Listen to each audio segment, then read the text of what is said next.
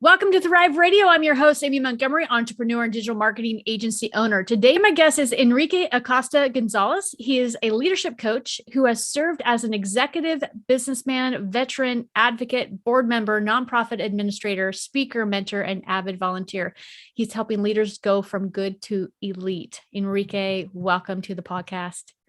Thank you, Amy, for having me. Can you share your journey of learning leadership and how you became a coach? Yeah, that's always an interesting thing to cover. I learned leadership the hard way. I had a bad leader. How about that? And I always say that you have many times an opportunity to get under some great leadership, but there's not that much great leadership out there. There is leadership, right? Someone that can tell someone else to do something and then they do it. But that is not leadership. That's borderline dictatorship, right? Yeah. But a lot of times that's what we fall under. And in my case, I fell under a leader that did not understand the principles of leadership. They knew how to be in a leadership position, right? And this was all back in the military. They knew how to be in a leadership position, but they did not know the value and the thoughts and the hearts and everything and the mind that needs to be there for a leader to be able to inspire. So because of that, I learned what the things I needed to do in order to provide what he wasn't to the rest of the folks. And I started just developing and listening and studying leaders. It started in the church, right? It started with John Maxwell back in the 90s, where I said, what, this guy, he's teaching leadership. He has some great values. It looks like he's got his head on right. Let me start listening to him. And I started adopting a lot of the things that he says. And eventually I became certified under his auspices and now am doing it full time, post military service. And I love every day of it. I love that. His teachings are so good. I think when I was in college, they actually had his leadership training in the college. So he's top notch. I love that. So in walking through your journey, what are you grateful for? I'm actually grateful for that guy. Imagine that. Because had he not been the type of leader that he was, I could not clearly define for myself the road I wanted to travel. Because I was young at the time, I could have easily said, what, that looks like it's getting results. Let me be like that. So in a way, I have to thank him for showing me what not to do. And it was so early in my life that I actually capitalized from that. So early, I found that out. And so early, I found how to do it right. And so I was able to do it for a long time in the military, 26 years, and was fortunate enough to see the fruit of that good side of leadership, right? I did not see too many repeats of my life in sailors as I was going along because I made sure that they wouldn't see that type of leader. So how do you know when you're a real leader and fit to be a leader? It's pretty simple and then it's pretty hard. I don't know how to explain it. So let's take, for instance, the just common day-to-day leader. He's in a position, he's leading, he gets up every morning. He knows he has a position, so he's going to be a leader. But on his way to work, he runs stop signs. He cuts people off.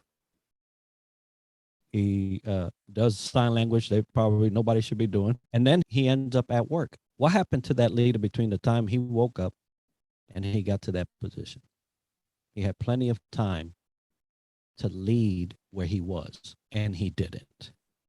Now, there are over 329.5 million people in the US as of 2020. Out of all those many people, there's a ton of leaders. And what I see on a day-to-day basis, people running stop signs, people speeding, people cutting folks. So if there are so many leaders, but I see this on a day-to-day basis, what happens? Their leadership is positional only, and they don't live out their leadership. So when do you know that you're a real leader? when you actually live out the principles of leadership. There's no wavering in your leadership from day to day. Every day, you are consistently setting an example for someone to follow in the right direction. And funny thing is, while those leaders are doing all these things, driving, they are setting an example. Because what the funny thing is that I always, every time I see this activity, I always look at the back of the car, because people love to praise themselves in different avenues. Hey, I see a fish. I'm like, oh, well, this must be a Christian man or a Christian woman. Yet they're doing this. Right? Yeah. I see CEO. Boom. Oh, wow. Nice.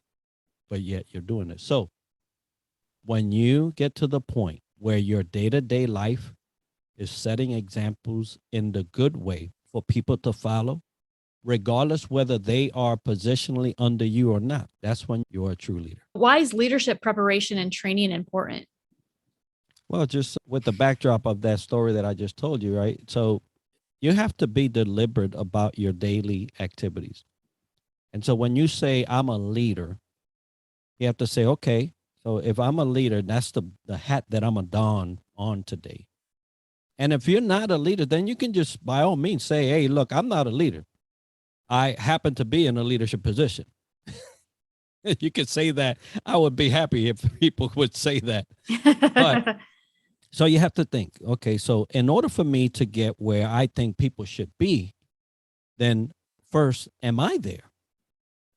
And if I'm there, what's the next step? So it's always a progression in leadership development that has to first begin in the leader. You can't wait for people to say, oh, you're missing this. No, you got to find out what you're missing and how to get there. That is the first sign of true leadership, which is, can you lead yourself? Can you step aside of you and say, okay, this is what I have to work with. Where am I missing some ingredient, some training, some development that I need in order to make sure that I'm always at the forefront of everybody that's either by organizational structure they're under you, or that happens to be that you're driving. When you can identify those things, then you can chart a course for yourself, because guess what? Everybody that's under you in some way, shape, or fashion is going to require that from you. Hey, what do I need to get to where you are? And if you can't tell them that, or let's say you do tell them that, but you can't do it for yourself, you can forget about it, because people, they see right through that. So preparation and training is important, because not only will it give you longevity in your opportunity and your roles in leadership, but it will also allow you to chart a course for all those that are coming behind you. That's why it's important. First for you, and then for those that are coming behind. I like that. So when someone has a team and they struggle to manage that team, what's the first thing you like to focus on with them? Always the leader. It is always the leader. Now, some people say, no, but they don't get along. Well, if you're the leader, you should be charting a course for them to how to get along. But guess what? We don't even take time to learn the people. So we say, okay, this is what we got to do. You do that. You do. What about if Sally doesn't want to do that? What about if Joe wants to do that? And they're both on your team. So when you're having teams struggle with compatibility, with the ability to work together, it's because you probably matched up the wrong people. And the only way you're going to know whether you matched up somebody with the wrong job is by knowing them. We do very little in fostering relationships within teams. And that is why we can't really get people to gel. I do this when I go assess companies and teams. I always provide a personality profile, an assessment. And the reason why, and some people be like, oh, no, I've already had that. I say, okay, well, give me your four-letter identifier. And they're like, oh, I don't know what it is. Well, here it is. Take it again. Yeah, right? It's not that hard to do. It's not that hard to do. It'll take you a couple of minutes. That's fine. Because that gives me the lay of the land. I can tell you why Sally and Joe can't work together. They're polar opposites. They they have compatibility issues. So what can you do as a leader with that knowledge to create and foster an environment where your team can actually gel together? You must know what cable to match with another cable in order for the lights in the house to work. You imagine an electrician just saying, okay, I guess green and blue go together.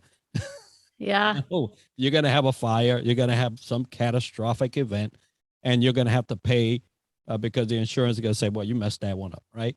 So why are leaders not going this deep into their teams to facilitate the environment? And we do very poor job in that. And that's why teams struggle. Yeah. Now, sometimes you hire the wrong person. Let's say Sally was not the right hire.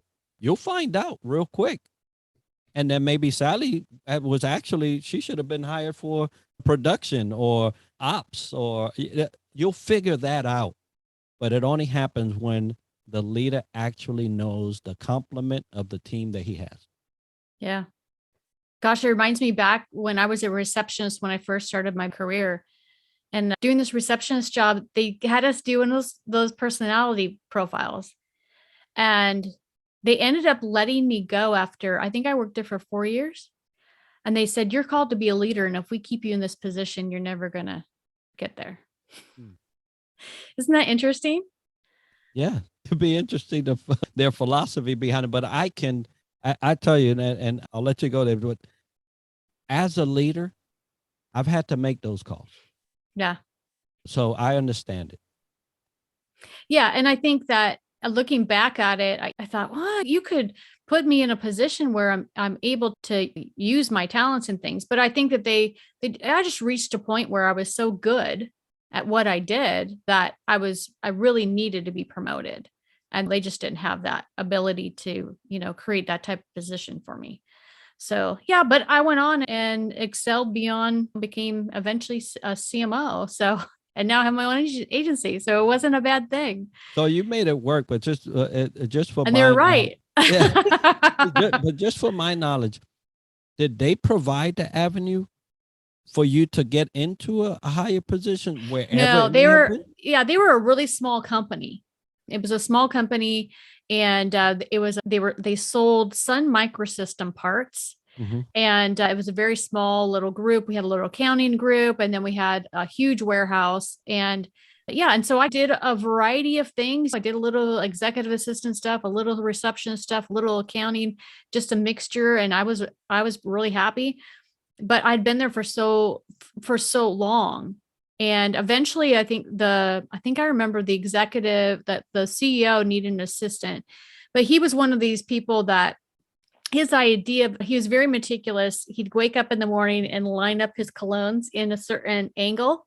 And he'd always say that he knew the lady that cleaned his house, if she didn't put them back right, because he would always turn one whenever he used it. Like, he was that extreme. Wow. With everything. Like, that was his cologne for the day.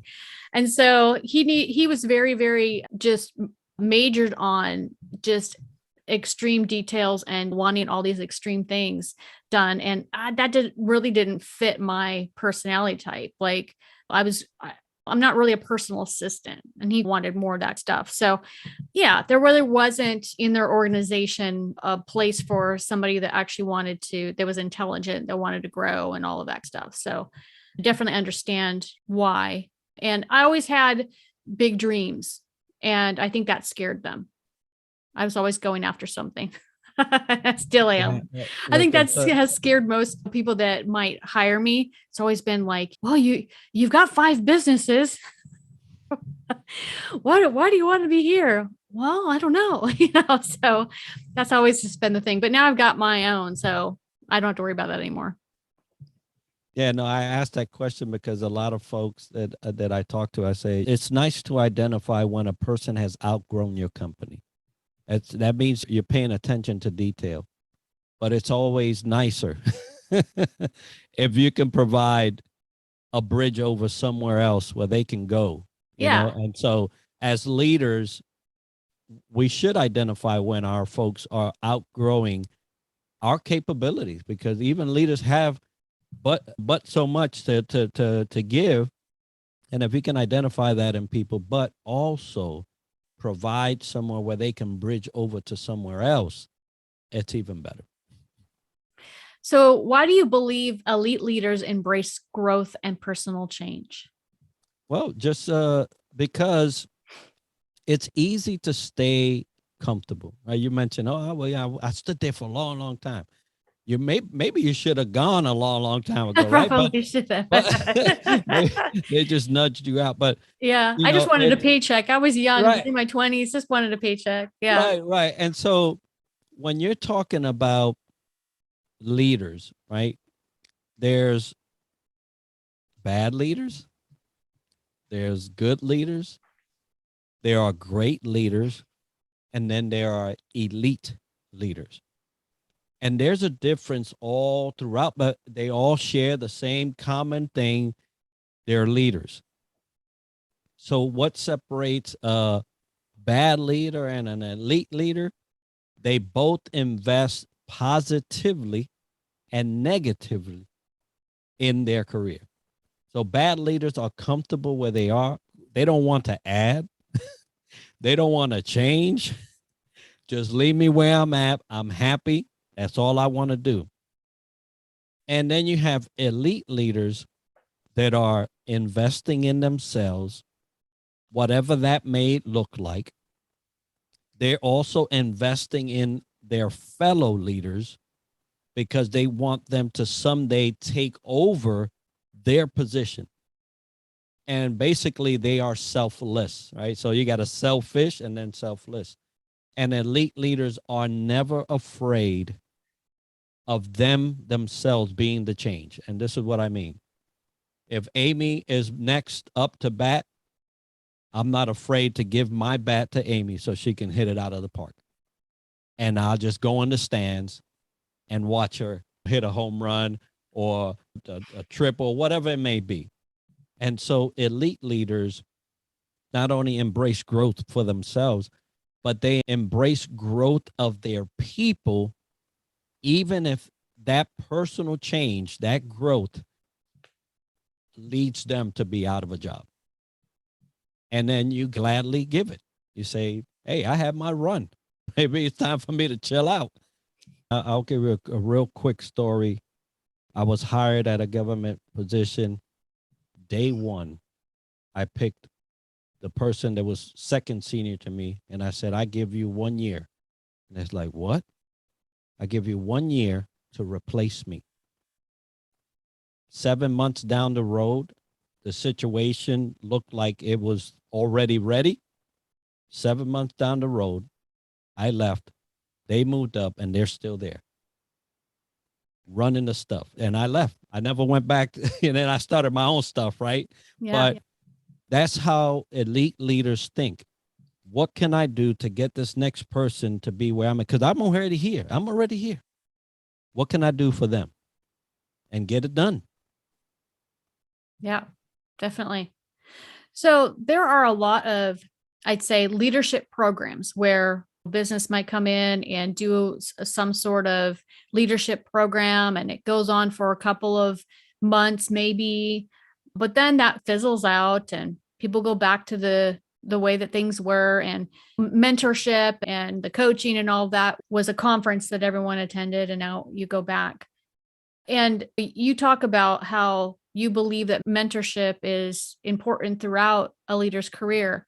Right. What form do you think it should take? Should they just be attending conferences like that, or should they be doing some sort of one-on-one training? What do you think is the best approach?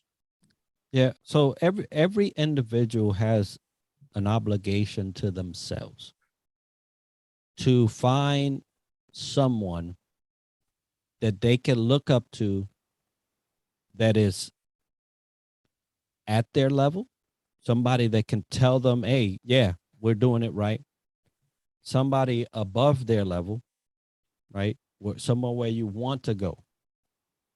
And I always tell you need somebody below.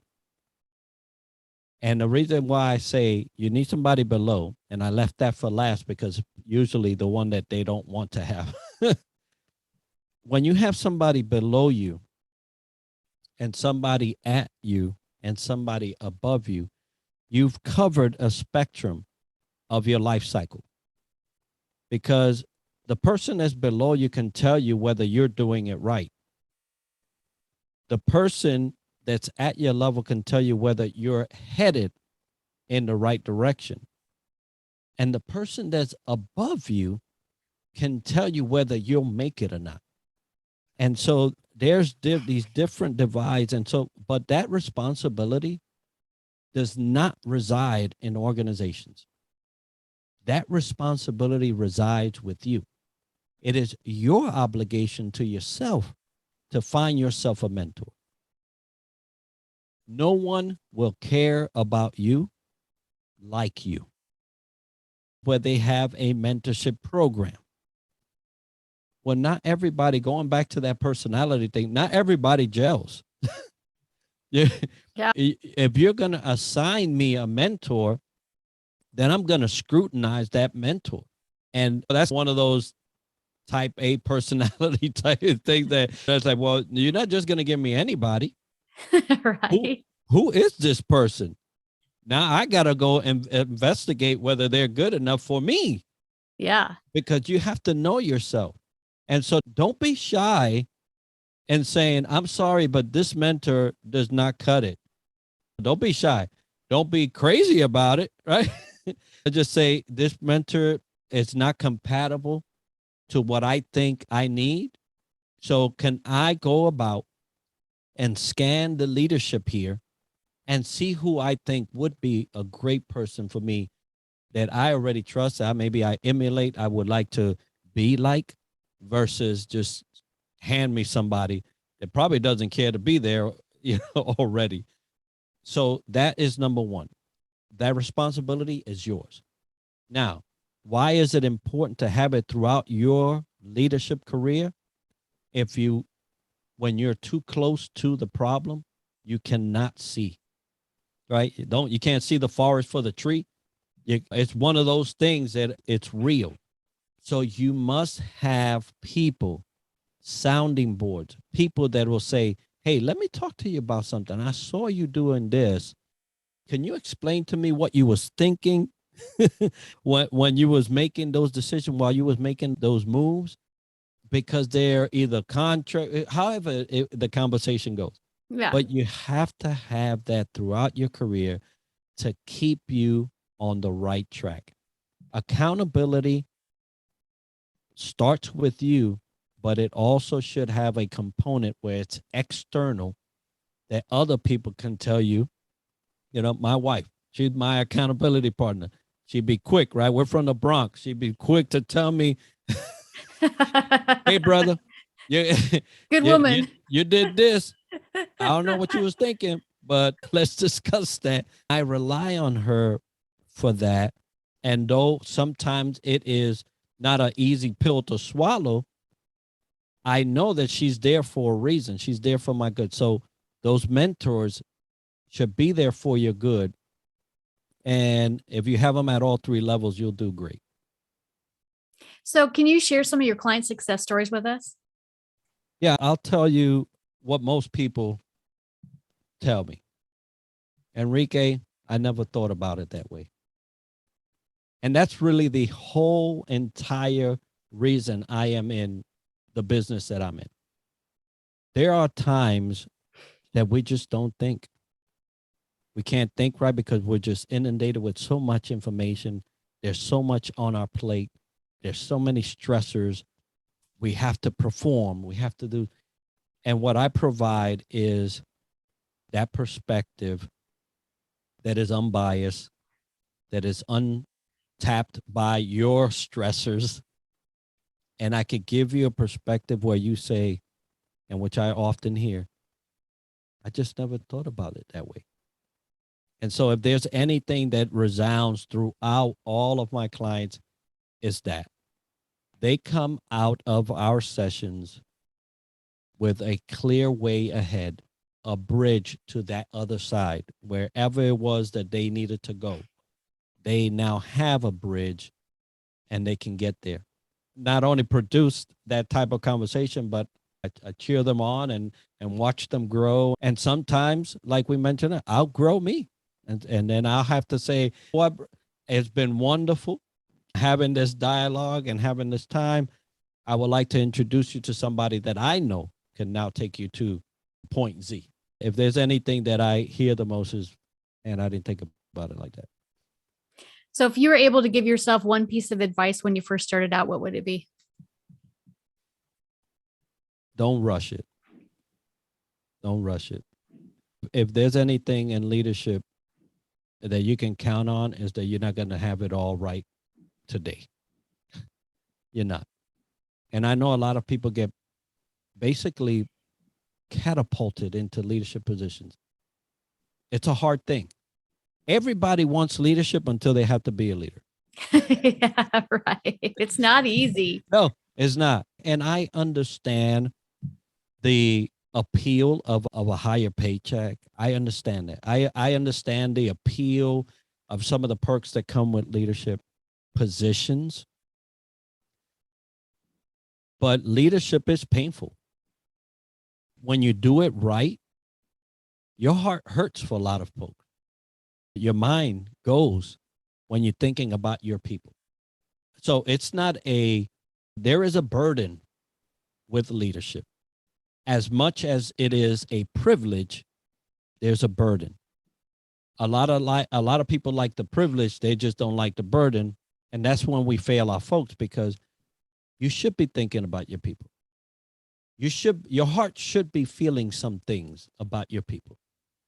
And that should propel you to give them your very best.